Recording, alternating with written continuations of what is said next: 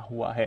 But अभी बात चली रही थी कि कैसे मिड और स्मॉल कैप्स फंड्स को पसंद आ रहे हैं, तो सिर्फ मिड और स्मॉल कैप स्टॉक्स ही नहीं है जो निवेशकों को पसंद आ रहे हैं, बल्कि स्मॉल कैप फंड्स ये भी निवेशकों को काफी पसंद आ रहे हैं। तो पिछले वित्त वर्ष कैसा एक्शन आपने स्मॉल कैप फंड्स में देखा, किस तरह का निवेश लोगों ने किया है, कैसे रिटर्न्स आए हैं, आइए थोड़ा समझे आशीष के साथ। आशीष बताइए इस ट्रेंड के बारे में। दीपांशु, बहुत ही इंटरेस्टिंग ट्रेंड है। अगर आप FY23 में अगर आप देखें तो 30 लाख नए फोलियो जो है म्यूचुअल फंड्स में जुड़े हैं, जो कि सिर्फ और सिर्फ स्मॉल कैप के फंड्स के हैं।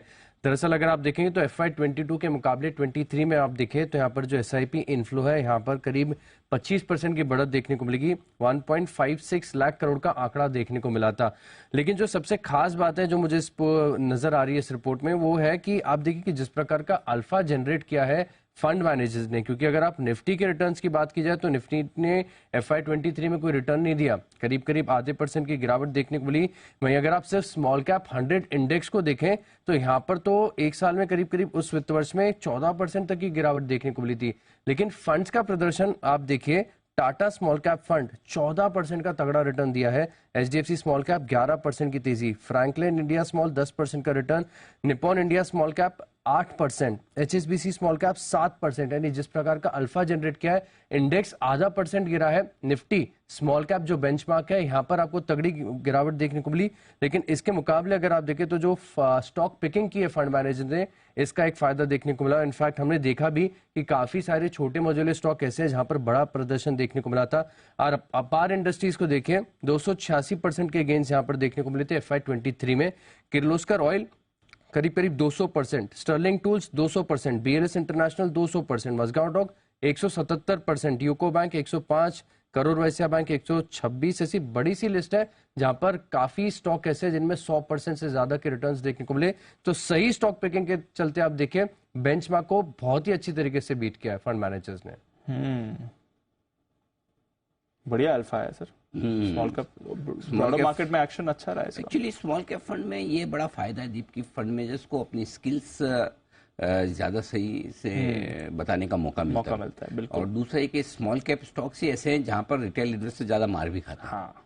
भाई अगर आप निफ्टी का कोई स्टॉक डेली लेके खरीदेंगे तो कितना नुकसान कर देंगे और कितना ज्यादा कर देंगे, कंपेरेटिवली कम होगा। लेकिन यही अगर आप स्मॉल कैप इंडेक्स खरीदे तो हो सकता है स्मॉल कैप इंडेक्स चल जाए, ब्रॉडर मार्केट चल जाए, फिर भी आपका स्टॉक न चले।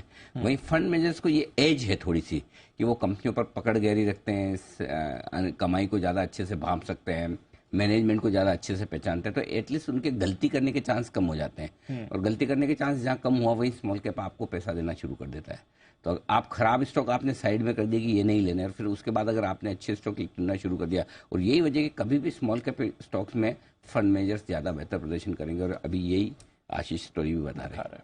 तो स्मॉल कैप शेयर अभी भी मुझे लगता है कि लॉन्गर टर्म में बढ़िया रिटर्न कर सकते हैं, बढ़िया ही करेंगे।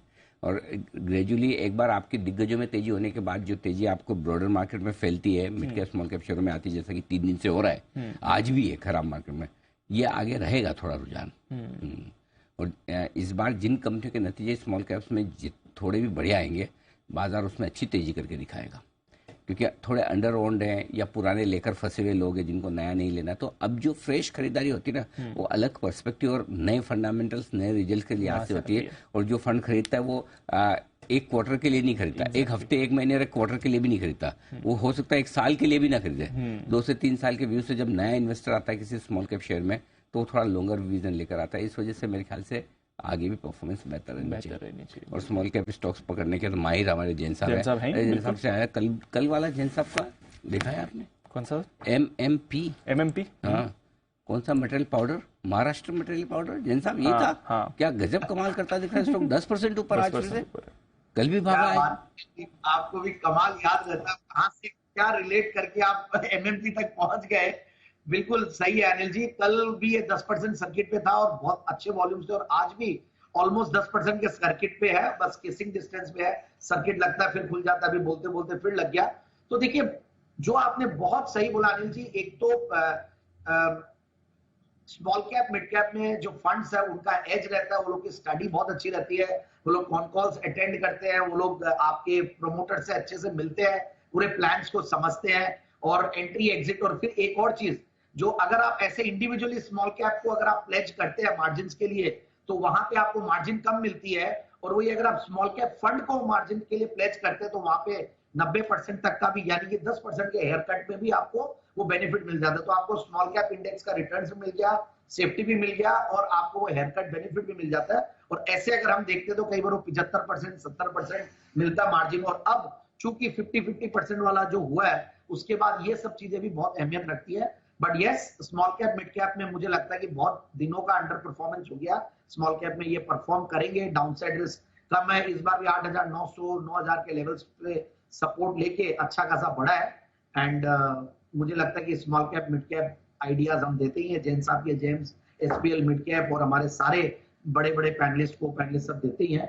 तो आइडियाज का तो भंडार है हमारे यहाँ जी बिजनेस पे। एंड क्वालिटी स्टॉक्स का ये बहुत इंपॉर्टेंटली मैं बोल देता हूँ, हमारे यहाँ इधर उधर के स्टॉक्स कई जो पहले डिस्कस भी नहीं होते हैं और अच्छे स्टॉक्स से डिस्कस होते हैं, सब लोग पैनलिस्ट अच्छे अच्छे स्टॉक्स ला रहे हैं। तो मुझे लगता है कि व्यूअर्स को ऑलरेडी बहुत फायदा हुआ होगा, क्योंकि नीचे के लेवल्स पे आपने जब बोला स्टैगर्ड वे में बाइंग करना है, वहां से अगर किसी ने बाइंग किए तो एक तरफा आप 900,000 पॉइंट का निफ्टी में तेजी देखिए है और आप कंसोलिडेट हो रहा है। तो निफ्टी में मिड कैप और स्मॉल कैप चल रहे हैं। और मुझे याद है अनिल जी, आप वो जो 12 दिन बोलते हैं ना, वो 12 दिन अभी आना बाकी है। मिड कैप स्मॉल कैप में तो 10-12 दिन में ही सारा काम हो जाता है।